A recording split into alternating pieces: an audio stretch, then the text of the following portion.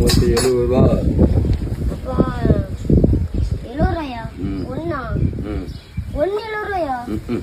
ஒரு முத்து கிலோல எத்தனை kilo? 3 kilo போட்டுருக்கேன். 210.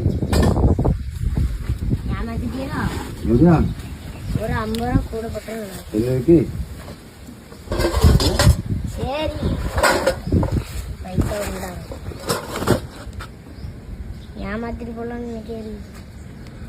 ஏமாத்திட்டு தானே போடலான்னு நினைக்கிறீங்க. வாங்க ஏமாத்திட்டு நாங்கள் நினைக்க ஏமாத்திட்டும் போடுறீங்க, வேற வழி இல்லை.